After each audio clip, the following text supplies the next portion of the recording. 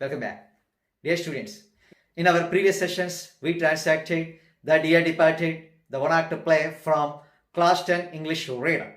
And now, in this session, we'll discuss rest of the play. Prior to that, let me narrate the story completed so far. Abel Merriweather is an old man. He has two daughters, Amelia Slater and Elizabeth Jordan. Amelia's husband is Henry Slater, whereas Elizabeth Jordan's husband is Ben Jordan. Amelia has a daughter, Victoria. Amelia mistakenly thought that her father was dead. As a result, Amelia and Henry sent a telegram to Elizabeth couple immediately.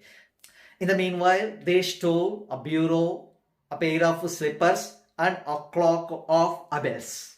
On the other hand, Elizabeth and Ben Jordan rushed to Amelia's house. All the family members gathered there.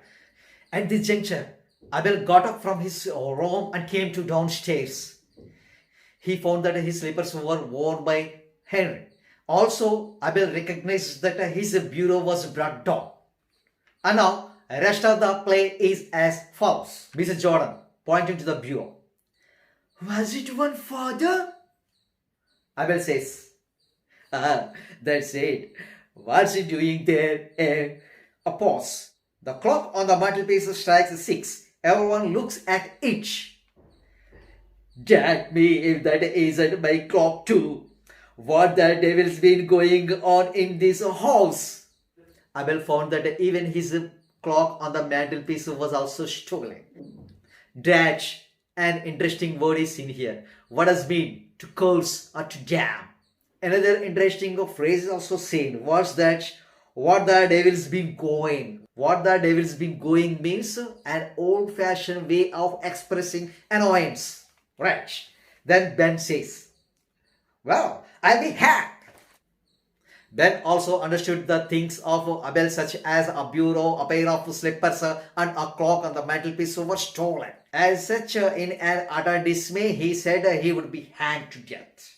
Then Mrs. Jordan says, rising, I'll tell you what's been going on in this house, Father. Nothing short of a robbery. Then Mrs. Slater says, be quiet, Elizabeth. Mrs. Jordan says, I'll not be quiet. Oh, I call it double-faced. All the members of family such as Elizabeth and Ben understood that the things of Abel's were stolen by Henry and Amelia. Henry says, no, Elizabeth. Mrs. Jordan says, and you too, are you such a poor creature that you must do every dirty thing she tells you? She blames at Henry as Henry does everything what his wife says. Abel says, rising, thumping at the table. Thumping means hitting hard. Right? What does he say? Damn it at all. Will someone tell me what's been going on? Abel can't understand what's going on in his home. Then Miss Jordan says, yes, I will. I'll not see you robbed. So Elizabeth says she would not like her father to be robbed by somebody. Abel says, who is been robbing me? Miss Jordan again. Amelia and Henry, they stolen your clock and bureau. Working herself up. They sneaked into your room like thieves in the night and stole them after you were dead. They entered your room after you were dead, Elizabeth says. Henry and Mrs. Slater, whoosh, quiet, Elizabeth. Then Mrs. Jordan says, I'll not be stopped. After you were dead, I say. Abel, after who was dead?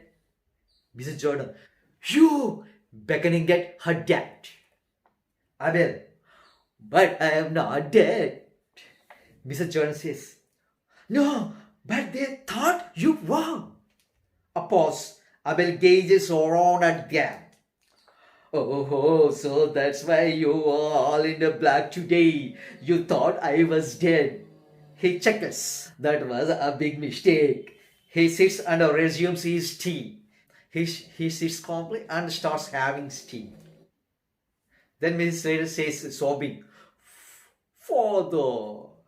Abel says, It didn't take you long to start dividing my things between you. I'll tell you what I'm going to do. Since your mother died, I lived part of the time with you, Amelia, and part with you, Lizzie. Well, I shall make a new will, leaving all my bits of things to whoever I am living with when I die. How does that strike you? Abel has firmly decided to write his will to somebody else. What do you mean by a will? A legal document that says what is to happen to one's property after one's death. Then Mrs. Jordan says, "You know, Father, it's quite time you came to live with us again. We'd make you very comfortable." So Mrs. Jordan wants to acquire the property of her father. Mrs. Reader says, "No, he's not been with us as long as he was with you." Mrs. Jordan, "I may be wrong, but I don't think Father will fancy living on with you after what's happened today." Elizabeth blames at Amelia. "Look, Amelia, having known what you have done today, Father won't write his will for you." Miss Little, No. Abel, "It seems to me that neither of you has any cause to feel proud about the way you treated me." Abel has no good opinion on both of his daughters. He makes out that both of his daughters are selfish. Miss Red says, if I've done anything wrong, I'm sure I'm sorry for it." Miss Jordan says,